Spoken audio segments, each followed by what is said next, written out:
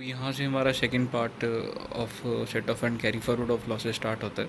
10.14 page से हमने ये स्टार्ट करना था, सेक्शन नंबर 17(3) से। Losses in the speculation business, meaning of expression speculative business जो 43 सेक्शन सबसेक्शन 5 में जो डिफाइन किया गया था, and the treatment of income from speculation business has already been discuss under the head PGBP. Set off and carry forward of losses from speculative business, कहता कि जो definition है ये हम ऑलरेडी डिस्कस कर चुके हैं। और speculative business, since the speculative business is to be the deemed business distinct and separate from other businesses, ये अदर बिजनेस में ही माना जाता है, carried on by the SSC, and the loss incurred in the speculation can neither be set off against the same year against any non speculative income. कहता non speculative income के साथ ही कभी भी ये सेट ऑफ नहीं हो सकता, ना ये कैरी फॉरवर्ड हो सकता है। And therefore, if the losses sustained by the assessee in the speculation business cannot be set off in the same year against any of the speculative profit, they can be carry forward to the subsequent year. तो ये subsequent years में carry forward करे जा सकते हैं against the speculative profit only। ठीक है जी। तो maximum period for carry forward and set off of the losses, कहता जो लॉस है स्पेकुलेशन बिजनेस में, वो मैक्सिमम जो है वो 4 सालों के पीरियड के लिए ही करा जा सकता है from the end of the relevant assessment year in respect of the losses was computed, जिसमें लॉसेस कंप्यूट किए गए थे। Loss from the activity of trading derivative however is not treated to as speculative losses. कहता जो maximum period of carry forward losses 4 साल ही है, तो loss of the activity in derivatives वो स्पेकुलेटिव लॉस नहीं माना जाएगा। डेरिवेटिव्स में अगर कोई आप काम करते तो नॉर्मल बिजनेस इनकम मानी जाएगी या बिजनेस लॉसेज मानी जाएंगी। When a business of a company deem to carried on speculation business, कहता कि कब ये मानी जाएगी कंपनी जो है स्पेकुलेटिव बिजनेस में ट्रांजैक्शन कर रही है। The explanation to this section provides that where the part of the business of a company consists in the purchase and the sale of the share of other company, such a company shall be deemed to be carried on the speculative business to the extent to which the business consists of the purchase and the sale of the share। कहता कोई भी ऐसा part of the business of the company जिसमें shares की cell और purchase जो है दूसरी कंपनीज के बीच में इन्वॉल्व है, उन कंपनी को माना जाएगा वो स्पेकुलेटिव बिजनेस में काम कर रहा है, टू द एक्सटेंड वो बिजनेस जो है सेल और परचेज ऑफ द शेयर्स के लिए काम कर रहा है। However, this deemed provision does not apply to the following company। In companies के ऊपर नहीं लगेगा। A company whose gross total income consists of the mainly income chargeable head from house property, capital gains and income from other sources। ये 3 heads जो mainly काम कर रहे हैं, house property, capital gains and income from other sources. Company का principal business of trading in shares, business of banking, granting loans and advances. तो अगर उनके प्रिंसिपल बिजनेस ये हैं तब भी वो यहाँ पे नहीं आएंगे। Thus the company would be exempted from the operations of explanation accordingly if these company carried on the business and purchase of sale of share and other company would not be deemed to be the carried of speculative business. कहता है ये जो ऊपर दी हुई company है उनको exemption दी जाएगी अगर वो ये बिजनेसेस में डील कर रहे हैं, तो वो स्पेकुलेटिव बिजनेस में नहीं माने जाएंगे। उसके बाद carry forward and set off off losses by specified business, section 73 है। Set off and carry forward and set off losses of the specified business, any loss computed in respect of the specified business referred to in section 35 AD shall be set off only against the profit and gains. तो सिर्फ profit and gains, कोई भी loss जो compute करना है specified business में जो section 35 AD में है, वो सेट ऑफ करेंगे सिर्फ प्रॉफिट एंड लॉस की वजह से, अगर कोई होगा तो of any other specified business the unabsorbed losses और if it will be carried forward for set off against the profit and gains of any specified business in the following assessment year and so on. कहता जो specified business है 35 AD वाला, उसके सिर्फ losses जो है वो उसी 35 AD के प्रॉफिट एंड गेन से ही सेट ऑफ होगा। अनअब्जॉर्व लॉसेस अगर कोई होंगे भी वो कैरी फॉरवर्ड करेंगे और काफ़ी असेसमेंट ईयर तक आगे चलता जाएगा, अगले से अगले असेसमेंट ईयर तक चलता जाएगा। तो टाइम लिमिट हम देख लेंगे कि टाइम लिमिट कितनी है। Loss can be set of indefinitely. तो एक अच्छी बात ये है सेक्शन 35 AD के बिजनेस के लिए कि कोई भी टाइम लिमिट स्पेसिफाइड नहीं है, यानी कि अनलिमिटेड ईयर्स के लिए हम सेट ऑफ और कैरी फॉरवर्ड कर सकते हैं। The loss of the session assessee claiming deduction under section 35AD in respect of the specified business can be set off against the profit of specified business under section 73A irrespective of whether the latter is eligible for the deduction under section 35. तो कहता कि चाहे वो बाद में बाद वाले assessment year में 35AD के अंडर ना भी अगर वो एलिजिबल रहे तब भी सेट ऑफ कर सकते हैं. An assessee can therefore set off the losses of hotels which begins to operate on 1st of April 2010 which was eligible for the deduction against the profit on the existing business within the at least 100 beds or a hotel of 2-star company even if the latter is not eligible for the deduction under section 35AD. तो कह रहा है कि 1st of April के बाद अगर वो 35AD के लिए एलिजिबल है तो चाहे बाद में वो एलिजिबल ना भी रहे तब भी उसके set off and carry forward हो सकता है. तो अब नई सेक्शन की ओर चलेंगे. Losses under the head capital gains. अगर कैपिटल गेंस की बात करें तो कहना चाह रहा है कि section 74 provide that the way the assessment, ये हमने थोड़ा बहुत पहले भी पढ़ा था, शॉर्ट टर्म कैपिटल लॉसेज हैं वो शॉर्ट टर्म से भी सेट ऑफ हो सकते हैं और लॉन्ग टर्म से भी सेट ऑफ हो सकते हैं. तो पहले short term capital loss way the losses so carry forward the short term capital loss it shall be set off against any capital gains, यानी कि लॉन्ग टर्म से भी हो सकता है शॉर्ट टर्म से भी हो सकता है. लॉन्ग टर्म कैपिटल गेंस अगर लॉन्ग टर्म से कोई लॉसेज है तो सिर्फ और सिर्फ लॉन्ग टर्म से ही होंगे. Loss under head capital gains. Net loss under head capital can not be set off against income under another head. तो पीजीबीपी से भी नहीं हो सकता, सैलरी से भी नहीं हो सकता. Maximum period for the carry forward तो 8 साल हैं. With effect from 1st of April 2018, long-term capital gains exceeding 1 lakh arising on the sale of equity shares or units of the equity-oriented funds or unit of the business trust on which security transaction tax is paid in respect of the equity share or both at the time of acquisition and sale in respect of the units of equity-oriented funds or units of business trust at the time of sale is taxable under section 112A at the rate of 10%. Long-term capital loss on the sale of such shares can therefore be set off and carry forward against the long-term capital gains by the virtue of section 70 subsection 3 and section 74.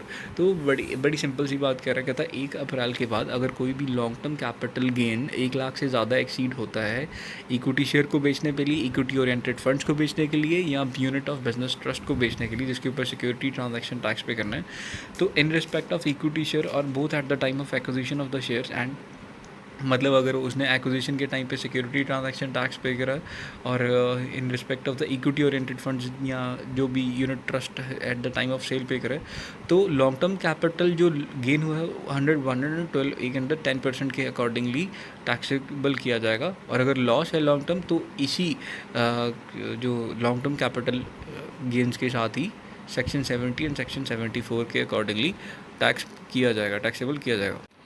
तो इसकी example देख लेते हैं. Previous year में 1920 में mister C has following income and brought forward losses. वो कहता है short term capital gains on the share जो है वो 1,50,000 है. Brought forward long term capital losses assessment year 18-19 कितने हैं. Short term capital losses of assessment year 1920 जो है वो 37,000 है. लॉन्ग टर्म कैपिटल गेन्स है 75,000 है. तो हमने ये पढ़ा था कि लॉन्ग टर्म कैपिटल लॉसेज जो है वो लॉन्ग टर्म कैपिटल गेन से ही एडजस्ट होंगे. तो शॉर्ट टर्म कैपिटल गेन्स जो है 1,50,000 minus short term capital losses of the assessment year तो वो आपस में सेट ऑफ हो जाएंगे. एंड जो लॉन्ग टर्म कैपिटल गेन्स है 75,000 में सारे के सारा 75,000 ही यूज़ कर लिया जाएगा तो नील हो जाएगा. तो long term capital losses can not be set off against the capital losses. तो जो 21,000 के वो नेक्स्ट असेसमेंट ईयर में कैरी फॉरवर्ड हो जाएगा. तो losses from the activity of owning and maintenance of horse races. तो ये हॉर्स रेसेस के ऊपर एक अलग से है. कहता कि अगर आप सेक्शन 74A3 इसके ऊपर एप्लीकेबल है. अगर आप कोई भी लॉसेस इंकर करते हैं owning and maintenance of horses के लिए तो ये किसी भी और इनकम अदर एनी सोर्स जो है वो सेट ऑफ नहीं हो सकता. सिर्फ activity of owning and maintenance of horse races से ही उसके ऊपर प्रॉफिट से ही सेट ऑफ हो सकता है. मैक्सिमम पीरियड कितना कैरी फॉरवर्ड करने के लिए 4 ईयर है इमीडिएटली असेसमेंट ईयर जिसमें सबसे पहले लॉस कंप्यूट करा गया था. सर्टीन टर्म्स का जो मीनिंग है amount of losses incurred by the assessee in the activity. तो लॉसेज कैसे होंगे in the case assessee has no income by the way of stake money. कहता कि amount of revenue expenditure incurred by the assessee wholly and exclusively for the purpose. तो वो कहता है loss कैसे कैलकुलेट करा जाएगा. जितना भी उसने खर्चा उसने exclusively maintenance of horse races के ऊपर करा तो वो सारा का सारा खर्चा. In case assessee has income by way of the stake of the money, the amount by which such income by way of stake money falls short of the amount of revenue expenditure incurred by the chassis wholly and exclusively for the purpose of maintenance of horse races, that is the loss, stake money and revenue expenditure for the purpose of maintenance horse races। कहता है जो भी amount है आपकी जैसे कि income by way of stock money है, by way of stake money, जो कि आपके पास शॉर्ट फॉल पड़ जाती है कोई भी रेवेन्यू एक्सपेंडिचर को करते हुए, तो जो भी आपने खर्चा मान लो स्टेक मनी किया minus revenue expenditure for the purpose of horse races, तो ये जो अमाउंट जो है, जो भी शॉर्टफॉल पड़ती है stake money minus revenue expenditure, तो उसका भी लॉसेस कैरी फॉरवर्ड चला जाएगा। Horse races upon which wagering and betting was may be lawfully made, तो कानूनी तौर पे अगर करी जाएगी तो हॉर्स रेसेस के ऊपर लॉसेस भी है। Income by way of stake money, gross amount of prize amount received on the horse races और the horse races by the owner, तो जो स्टेक मनी है, जो हमारी विनिंग से हमें जो पैसा मिलता है उसी को स्टेक मनी कहते हैं। तो वो कहता है इनकम फ्रॉम द एक्टिविटी, इसकी एक एग्जांपल पढ़ लेते हैं। Income from the activity owning and maintenance of horse races 75,000, income from the textile business 85,000। उसके बाद आपके पास ब्रॉड फॉरवर्ड टेक्सटाइल लॉसेज है 50,000 है, तो इसके साथ टेक्सटाइल बिजनेस के साथ हो जाएंगे। Brought forward losses from the owing and maintenance of horses 96,000, तो वो वहाँ से एडजस्ट हो जाएंगे, तो पूरा का पूरा 75,000 में सेटअप हो जाएगा। उसके बाद पेज नंबर 10.19 पे अगर आएंगे तो carry forward and setup of losses and the change of constitution of the firm और सक्सेशन, सेक्शन 78 कहता कि अगर आपने कोई सक्सेशन मतलब आपने फर्म की कोई कॉन्स्टिट्यूशन में उसको सक्सीड करना है, तो उस केस में इसकी प्रोविजंस क्या होंगी carry forward and setup of losses की। Change in the constitution of the firm कहता जहाँ पे फर्म ही चेंज हुई है, जैसे कि कोई भी पार्टनर रिटायर हो गया या कोई पर्सन की डेथ हो जाती है, डिसीज़ हो जाता है, तो remaining unabsorbed shall not be allowed to be carry forward by the firm, however unabsorbed depreciation can be carry forward. कहता है कि अगर कोई भी लॉसेज जो है वो अनअब्जॉर्ब रह जाते हैं तो वो कैरी फॉरवर्ड नहीं होंगी, अनअब्जॉर्ब डेप्रिसिएशन जो है वो कैरी फॉरवर्ड हो सकती है। Succession otherwise bye way of inheritance, where any person carrying on the business profession has been succeeded in such capacity or any other person otherwise than by inheritance, such other person shall not be allowed to carry forward and set off of losses.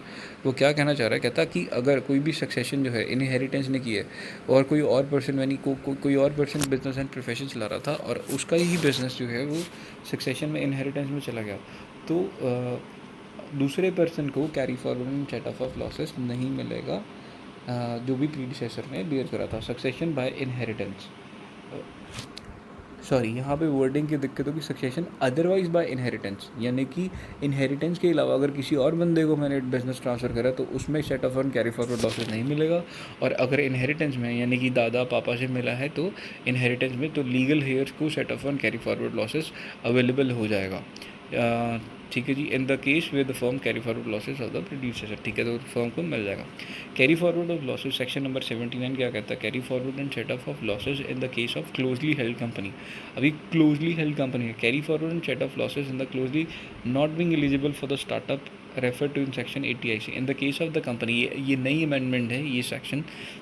In the case of the company in which public are not substantially, जिसमें public substantially interested है ही नहीं, not being eligible started, वो eligible started नहीं है, no loss incurred in the previous year to the previous year carry forward income unless, कहता कि कोई भी सेट ऑफ नहीं हो सकता और कैरी फॉरवर्ड नहीं हो सकता लॉसेस अगर ये दो कंडीशन फुलफिल ना करी हो। On the last day of the previous year the share of the company was not less than 51% of the voting power which was beneficially held by the person. कहता जो previous year के last day पे अगर 51% से shares की जो voting power है, voting power the shares of the company carrying, मतलब 51% की वोटिंग पावर है तो beneficially held by the person, अगर उन पर्सन ने हेल्ड कर रखा हो तो who beneficially held shares of the company carrying not less than 51% of the voting power on the last day of the year in which the losses was incurred. कहता कि जिसका बेनिफिशियली जो shares held कर रखे हैं उसके 51% of the voting power से कम नहीं है। To carry forward and set off of the losses in the case of closely held company being an eligible startup refer to section 80 IAC.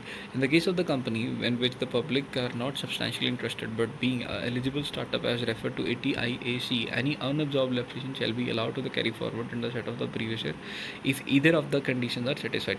कहता दो कंडीशन सेटिस्फाई होनी जरूरी है, ये आई थिंक से वो रिपीट ही कर रहा है. कहता on the last day of the previous year the share of the company carrying not less than 51% of the voting power were beneficially held by the who beneficially held the share of the company not less than the 51% of the voting power on the last year. कहता जो beneficial owner था, beneficial जिसने benefit उठाना था, तो last day में जो share of the company है उसमें कम से कम 51% वोटिंग पावर होनी चाहिए उसके हाथ में.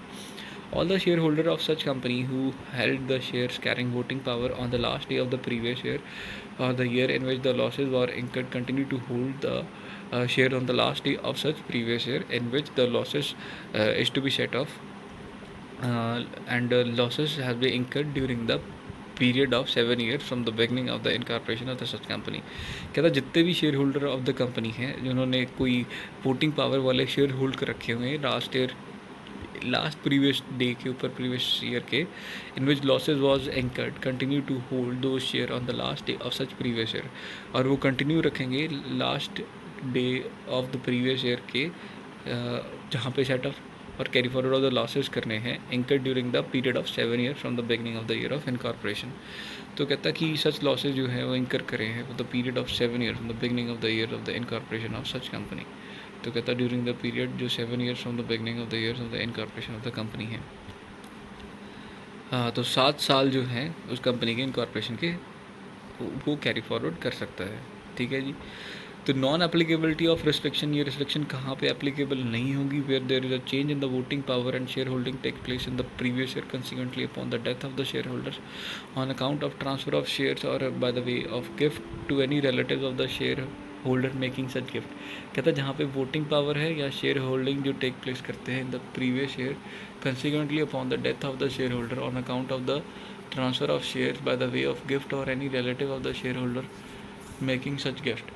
वो क्या कहना चाह रहा है, जहाँ पे कोई भी वोटिंग पावर और शेयर होल्डिंग जो है वो चेंज हुई है किसी death of the share holder के कारण, किसी शेयर होल्डर की death of the share holder के कारण अगर होल्डिंग चेंज हुई है on account of the transfer of share by the way of gift to the relative और the share holder by making of the gift. कहता कि कोई भी अगर शेयर अपने रिलेटिव को गिफ्ट कर रहा है तो सेकंड केस जहाँ पे रिस्ट्रिक्शन एप्लीकेबल नहीं होगी where there is a change in the share holder take place in the Indian company being a subsidiary of the foreign company as a result of amalgamation और demerger. However this is subject to the condition that 51% of the share holder of the amalgamated company continue to be the share holder of the amalgamated company और resulted foreign company. कहता है जहाँ पे share holding pattern change हो रहा है Indian company में और जो सब्सिडरी कंपनी है फॉरेन कंपनी की उस अमलगमेशन और डीमर्जर के रिजल्ट से फॉरेन कंपनी के जो नई अमलगमेटेड कंपनी है या रिजल्टिंग फॉरेन कंपनी है उसके एग्जिस्टिंग शेयर जो है कम से कम 51% of the share holding same continue रहेंगे. Where a change in the share holding take place in the previous year pursuant to the resolution plan approved under the IBC 2016 after affording a reasonable opportunity of being heard to the jurisdiction principal or commissionerate or commissioner. वो क्या कहना चाह रहा है, कहता कि जहाँ पे शेयर होल्डिंग पैटर्न चेंज हुआ है, शेयर होल्डिंग चेंज हुई है प्रीवियस ईयर में क्योंकि IBC के अंडर उन्होंने जो कोई रेजोल्यूशन और प्लान जो है अप्रूव करा है आफ्टर अफोर्डिंग अ रीजनेबल, मतलब जुरिस्डिक्शनल प्रिंसिपल कमिश्नर के सामने रीजनेबल अपॉर्चुनिटी लेने के बाद उन्होंने एक रेजोल्यूशन प्लान जो है वो बनाया है और उसके कारण जो है शेयर होल्डिंग चेंज हुई है. फोर्थ कंडीशन जो है to the company and its subsidiary company where the tribunal on the which application moved by the central government under the section 241 of the Companies Act has suspended the board of director of such company has appointed the new director nominated by the central government under section 242 of this act. कहता जहाँ पे tribunal था और tribunal की जो applications थी central government ने section 241 of the companies act के अकॉर्डिंगली बोर्ड ऑफ डायरेक्टर्स को सस्पेंड कर दिया और नए डायरेक्टर जो है उनको नोटिफाई करा है under section 242 of the said company. A change in the share holding of the company, कहता कि जो शेयर होल्डिंग है वो भी चेंज हुई है और सब्सिडरी और सब्सिडरी की भी होल्डिंग चेंज हुई है has taken place during the previous year according to the section resolution plan जो आपने ट्रिब्यूनल ने अप्रूव करा है सेक्शन 242 के अकॉर्डिंगली 2013 कंपनीज एक्ट के लिए, after affording a reasonable opportunity of being heard by the jurisdictional principal commissioner और commissioner. ठीक है, तो जुरिसडिक्शनल प्रिंसिपल कमिश्नर जो है अप्रूव करेगा plan after reasonable opportunity of being heard के बाद। इसके बाद eligibility, meaning of eligible startup. Eligible startup कौन होता है? Company engaging in the eligible business, कहता जिनका इनकॉर्पोरेशन हुआ है 1 अप्रैल 2000 से लेके 31 मार्च 2021, और उसकी टर्नओवर जो है अप टू 25 करोड़ है प्रीवियस ईयर में, relevant to the assessment year for which the deduction is claimed, hold a certificate of eligible business from the notified ministerial board of certification. कहता वो मिनिस्ट्रियल बोर्ड ऑफ सर्टिफिकेशन से एक eligibility बनती है उसकी, और उसके बाद सर्टिफिकेट है। Meaning of N eligible business, कहता तो एलिजिबल बिजनेस का मीनिंग क्या है? A business carried out by the eligible startup engage in the innovation and development of the improvement product और प्रोसेसेस ऑफ द सर्विसेज। वो क्या कहना चाह रहा है? किसी भी कोई भी प्रोडक्ट या प्रोसेसेस की इनोवेशन, डेवलपमेंट या इम्प्रूवमेंट के लिए सर्विसेज जो दे रहा। स्केलेबल बिजनेस मॉडल जो है with the high potential of employment generation, जिसमें एम्प्लॉयमेंट की जनरेशन बहुत है और वेल्थ क्रिएशन होगी ही होगी। A company shall be a subsidiary of another company if such other company hold more than half in the nominal value of equity share of the capital। कहता कि अगर company किसी भी company shall be subsidiary of another company, company जो है दूसरी company की subsidiary company होगी अगर such company hold more than half in the nominal value of equity share. ठीक है जी, अगर वो नॉमिनल वैल्यू ऑफ शेयर में कम से कम हाफ से ज़्यादा जो है nominal value of share hold करके रखती है। Order of set off losses as per the provision of section 72(2) brought forward business losses is to be set off before the setting of depreciation। therefore in order to मतलब ये क्या है, इसका order क्या है? Order of set off losses.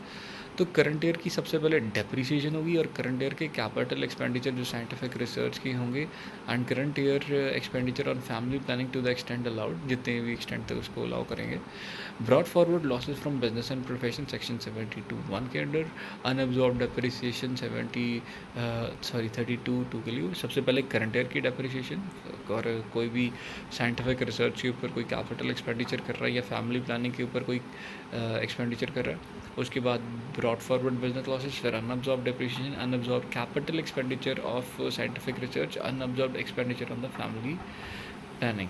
तो ये सारे खर्चे जो हैं पहले तो करंट ईयर के, फिर अनअब्जॉर्ब, तो ये आपका सीक्वेंस रहेगा। तो इसकी आप इलस्ट्रेशन पढ़ लेंगे प्लीज़। उसके बाद हमारे पास अगर कोई रह जाता है तो लास्ट सेक्शन इस चैप्टर का है section number 80, submission of return for losses. कहता है as per section 80 assessee must have file the return of a loss. तो आपको लॉस की रिटर्न फाइल करना मैंडेटरी है अगर आपको बिजनेस लॉसेस कैरी फॉरवर्ड कर लेके जाने हैं। स्पेकुलेटिव बिजनेस के ऊपर जो लॉस है वो आगे कैरी फॉरवर्ड करना है। स्पेसिफाइड बिजनेस से अगर कोई लॉस हुआ है तो कैरी फॉरवर्ड करना है। Loss under the head capital gains अगर कोई हुआ है तो वो कैरी फॉरवर्ड करना है। Loss under the activity of owning and maintaining horses.